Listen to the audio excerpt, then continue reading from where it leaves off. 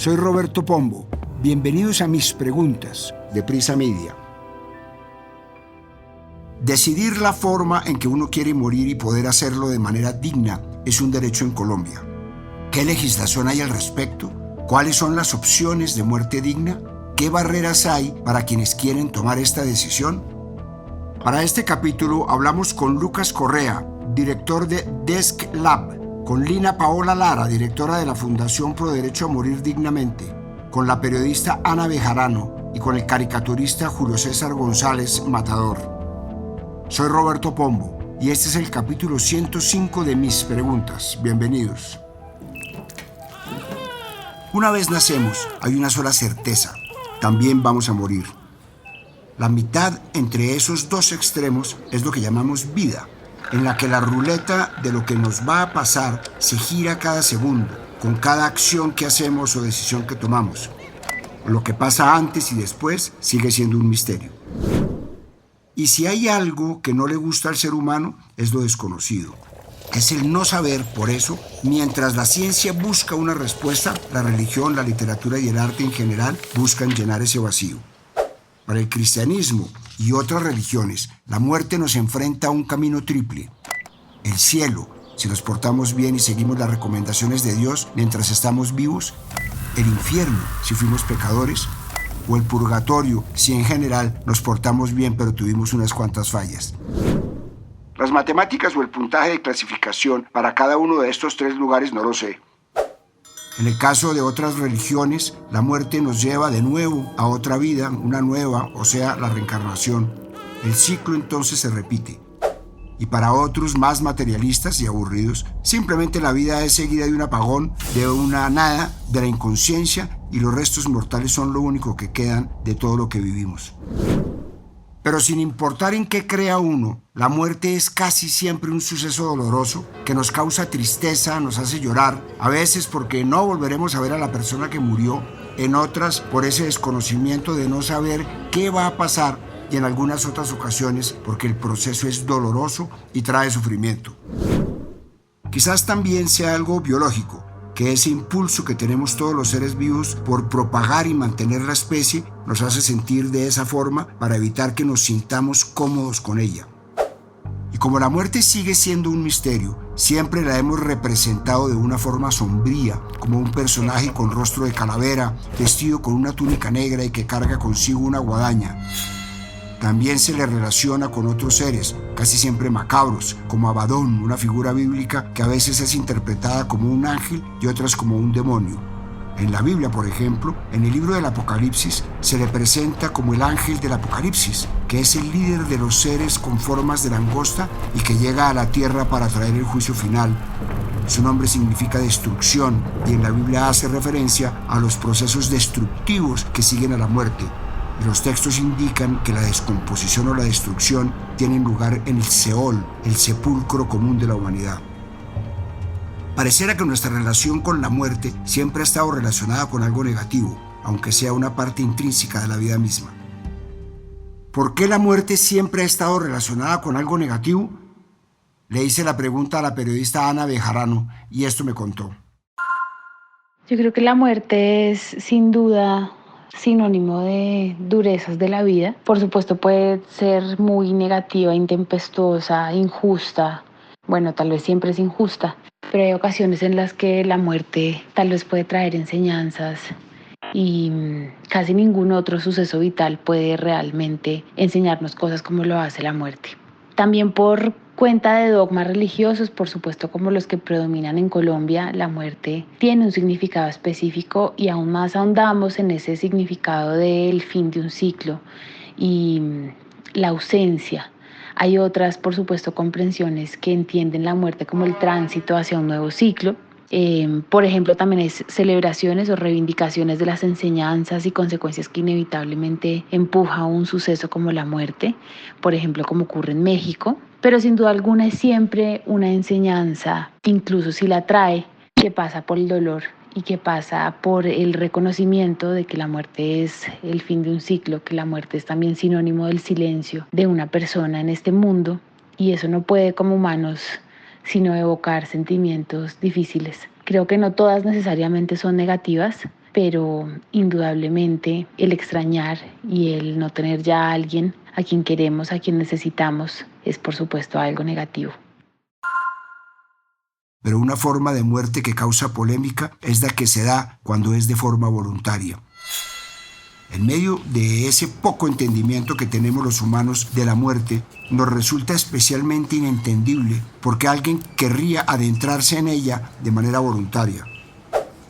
Algo así pasó hace unos días cuando Javier Acosta, de 36 años, decidió morir a través de la eutanasia luego de que una infección por una bacteria lo hiciera perder una pierna y terminara por tener cáncer en la sangre.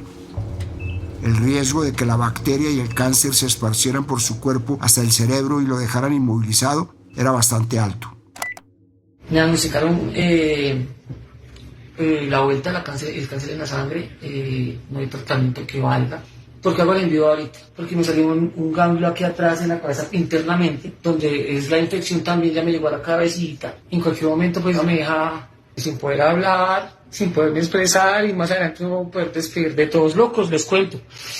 Mañana me trasladan para otra clínica, no sé el nombre, y lo más duro es que me van a practicar la eutanasia. Para los que no saben, la eutanasia es una inyección que me colocan y pues me voy a descansar. Por eso hago el envío hoy, por eso lo hago más adelante. El día viernes a las 12 del día tengo programada la eutanasia. Me voy de este mundo despidiéndome de todos, donde todos vieron mi proceso, todos vieron lo que luché, lo que sufrí. Por eso mis estados, por eso mis historias despidiéndome. El viernes, si Dios quiere, a esta hora ya no estoy en este mundo. Estaré descansando al lado de mis abuelitas arriba. Sí, se acabó la vida para y hago el envío para despedirme de todos. Porque más adelante no tengo fuerzas para decírselo. Es duro. Mi familia pues me apoya. Saben que es lo mejor, que decisión que tomo. No es fácil. No es fácil tener una infección de estas, una bacteria de estas. Luego de que lo anunciara, un grupo de personas se congregó fuera del hospital para darle mensajes de apoyo e incluso Falcao, su ídolo, le dedicó su primer gol con Millonarios. Finalmente, el viernes 30 de agosto a mediodía, Javier falleció. En redes sociales el tema fue tendencia y, como es usual, se debatió sobre la decisión, aunque es algo sumamente personal. El término eutanasia viene del griego antiguo eu, que significa bueno, y thanatos, que traduce muerte. Literalmente, buena muerte. Y significa un acto que provoca la muerte para acortar el sufrimiento de una persona gravemente enferma, a menudo terminal. Aunque parece un tema nuevo, no lo es tanto. En su obra Utopía, de 1516, el filósofo inglés Thomas More abordó esta cuestión y la consideró legítima en el caso de enfermedades incurables, pero solo con el permiso de sacerdotes y magistrados. En 1605, otro filósofo inglés, Francis Bacon, en su ensayo El progreso del conocimiento, introdujo de nuevo el término eutanasia en la cultura occidental moderna, con el que se refería no a la muerte del enfermo, sino solo a la ayuda en morir. Bacon exhortaba a los médicos a no aceptar el dolor como una fatalidad, sino a la investigación de métodos tendientes a disminuir los sufrimientos y hacer más benigno el último trance del moribundo. Luego, según reseña la doctora Guisa López en su libro Morir con dignidad, la invención y el uso generalizado de la morfina en el siglo XIX para tratar y luego eliminar el dolor llevaron a la creencia de que era posible un proceso de muerte menos doloroso. Incluso, en su libro sobre los pioneros de la eutanasia, el doctor Michael Stolberg cita relatos de personas que jalaban las piernas de personas que habían sido ahorcadas pero que aún no habían muerto para acelerar su muerte, y también mencionaba Apology, la autobiografía de un cirujano francés llamado Ambroise Paré, que se topó con 3 soldados gravemente heridos. Un soldado ileso le preguntó al cirujano si vivirían, a lo que él respondió que no. El soldado ileso procedió a degollarlos. Pero quizás el caso más sonado es el del doctor Jack Kevorkian, más conocido por sus críticos como el Doctor Muerte. Kevorkian, que recorrió Estados Unidos en la década del 90 con lo que le llamaban la máquina de la misericordia, un sistema que liberaba vía intravenosa cantidades letales de cloruro de potasio de forma indolora y que garantizaba una muerte rápida y pacífica. Entre 1990 y 1998 asistió a unas 130 personas en su muerte y en una ocasión una cadena de televisión nacional emitió un video en el que asistía a Thomas Juk, un paciente de 52 años que sufría una enfermedad degenerativa conocida como esclerosis lateral amiotrófica o enfermedad de Lou Gehrig y que tenía dificultades para pasar saliva al punto que temía morir ahogado. And we're ready to inject. We're going to inject in your right arm. Okay? Okay. First, the doctor gave him Seconal to put him to sleep quickly. Sleepy, Tom? Tom, are you asleep? Tom, are you asleep? You asleep? He's asleep. Then he injected a muscle relaxant to stop his breathing. And this, paralyzes the muscles. but he's still alive at this. He's still alive, but and that's why I can see him breathing just a trifle. that's why I have to. Yes, now you see, now the lack of oxygen is getting to him now, but he's unconscious deeply, so it doesn't matter. Is he dead now? He's dying now because his oxygen's cut off. He can't breathe. So I'll now quickly inject the potassium chloride to stop the heart. Este video fue la prueba reina con la que fue condenado entre 10 y 25 años de prisión.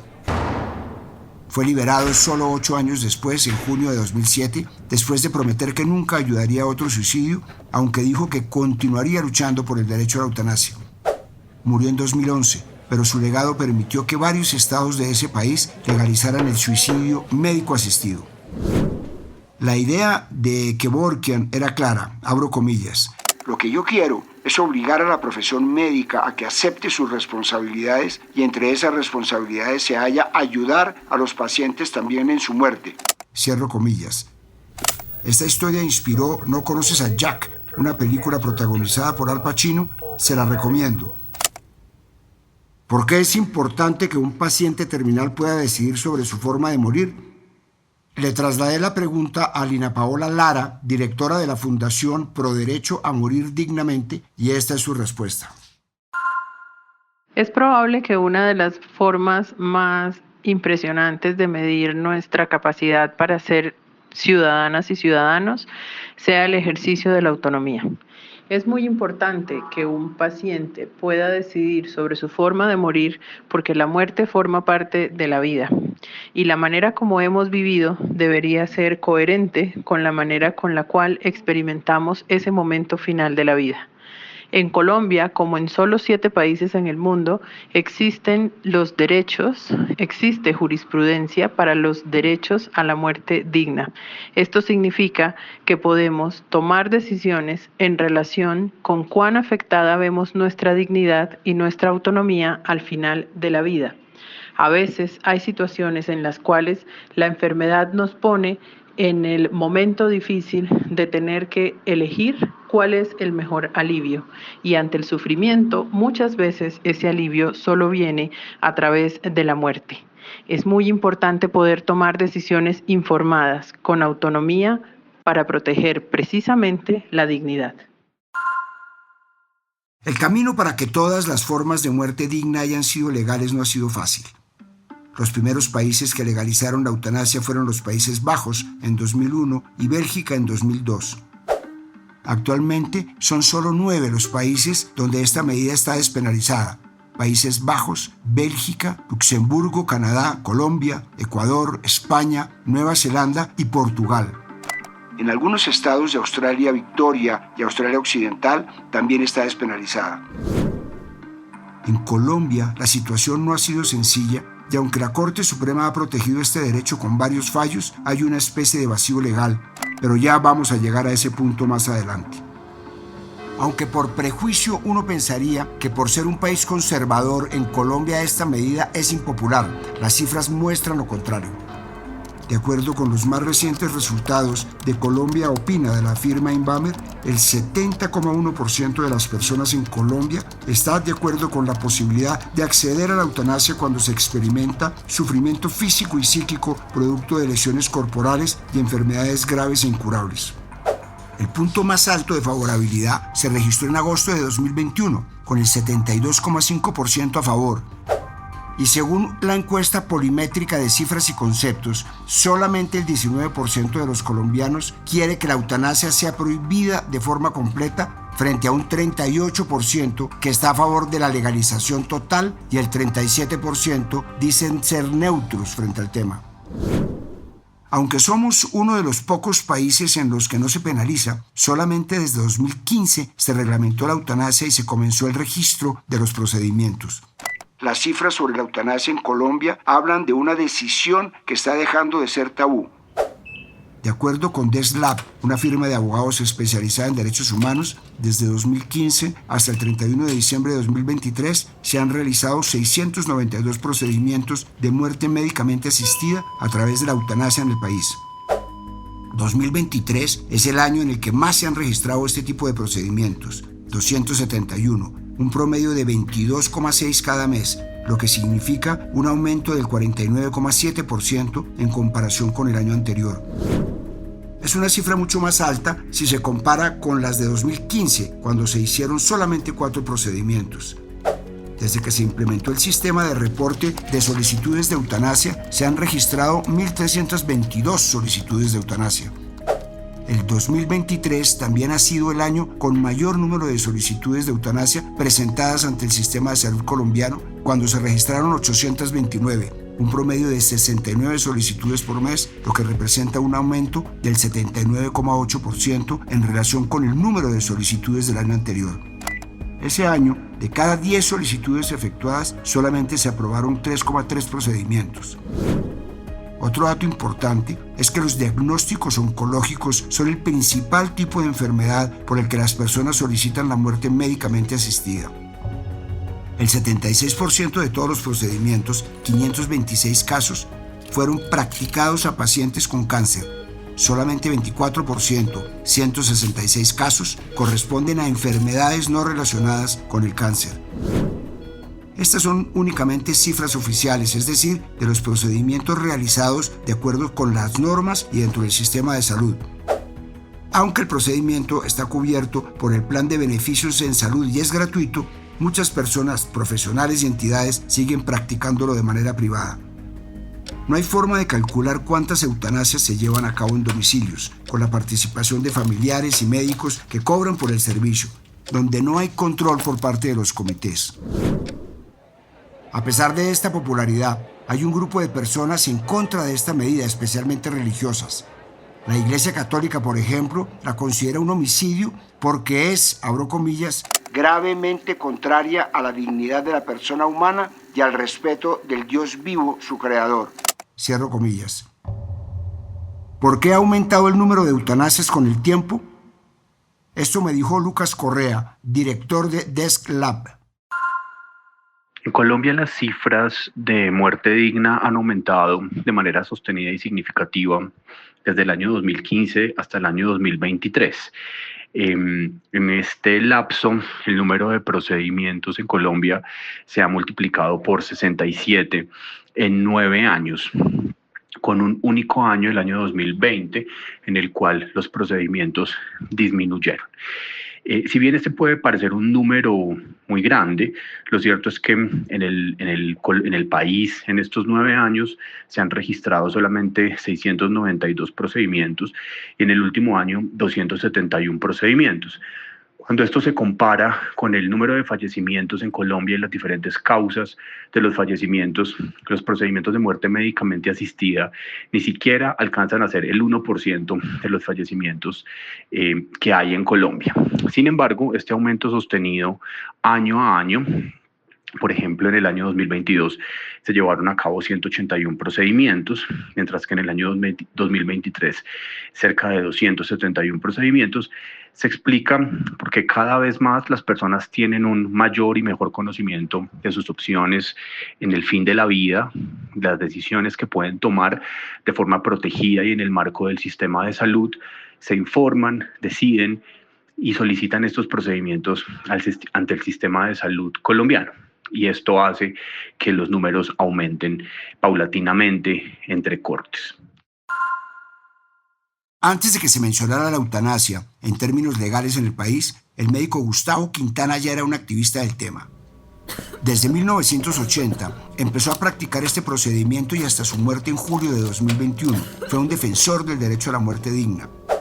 Así como Jack Kevorkian, A él también se le conocía como el Doctor Muerte y practicó más de 500 eutanasias a lo largo de su vida.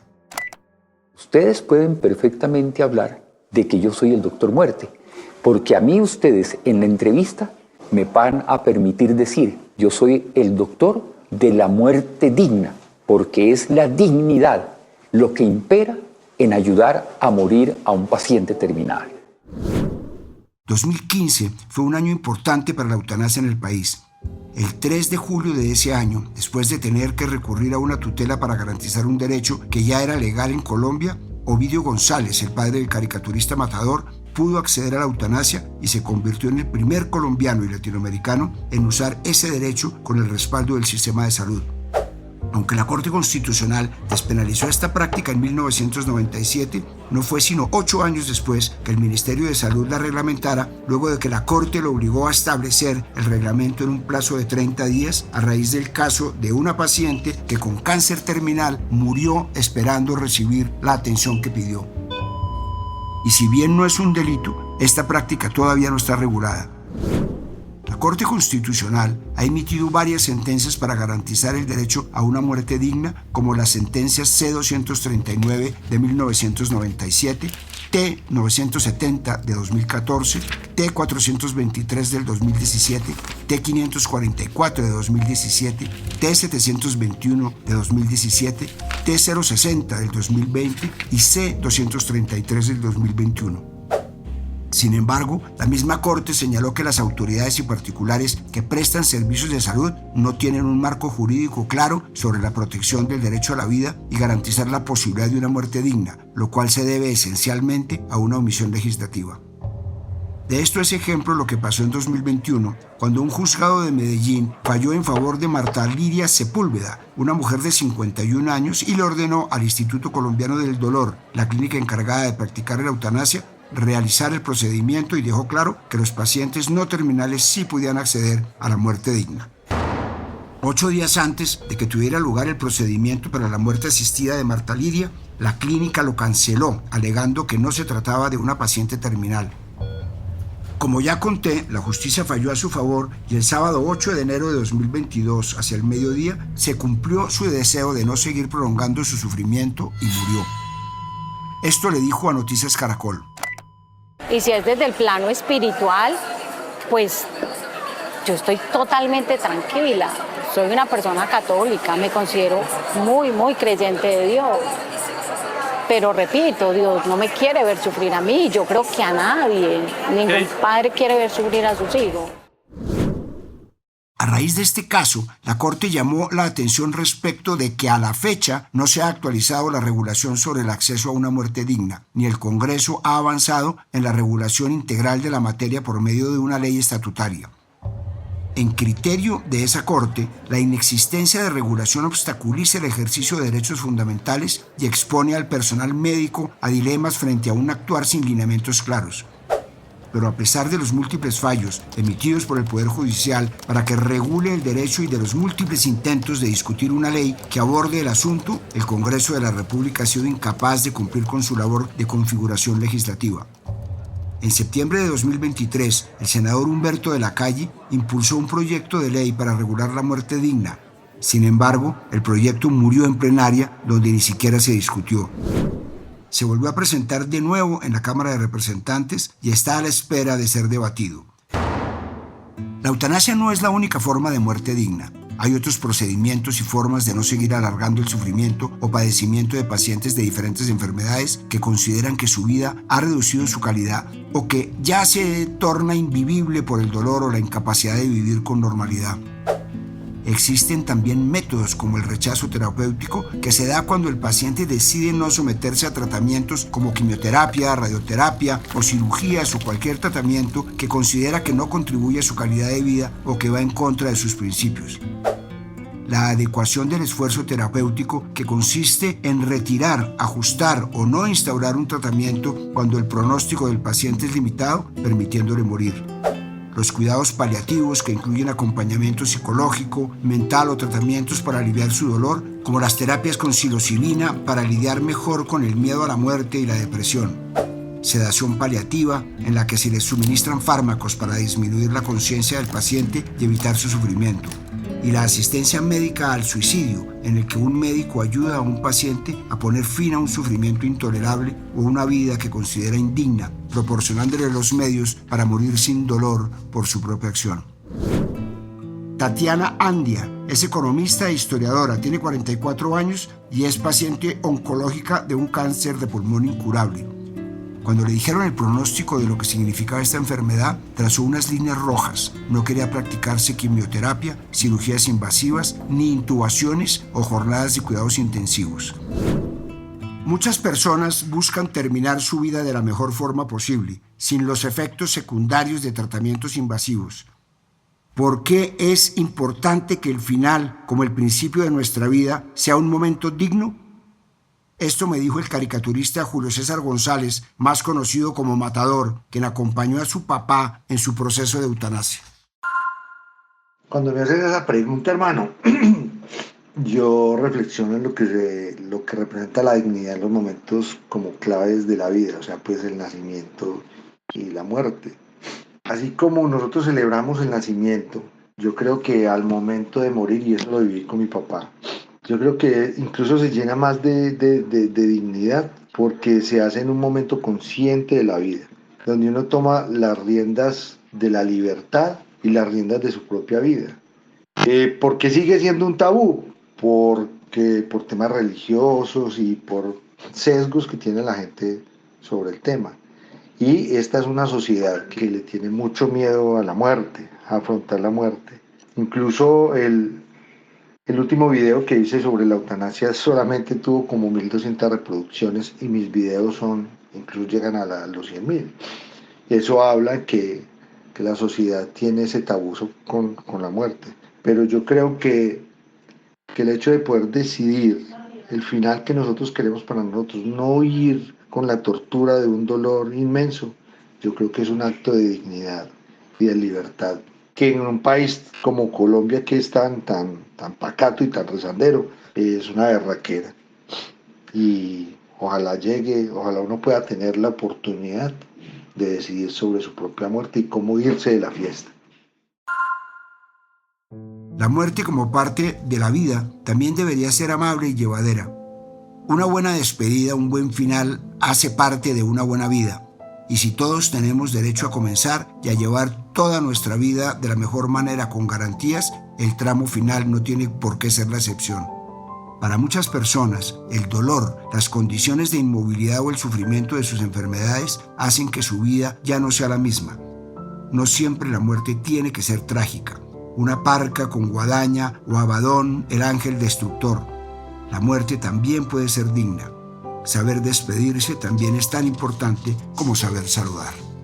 Soy Roberto Pombo y este fue el capítulo 105 de Mis Preguntas. Nos vemos en el próximo capítulo. A partir de este momento, este capítulo de Mis Preguntas queda disponible en todas las plataformas de podcast. Dirección: Roberto Pombo. Producción general: Juan Abel Gutiérrez. Asesor editorial: Daniel Sampero Espina. Guiones: Juan Abel Gutiérrez y Johnny Rodríguez. Producción de campo: Marcela Salazar y Lucía Beltrán. Postproducción de audio: Carlos Bernal.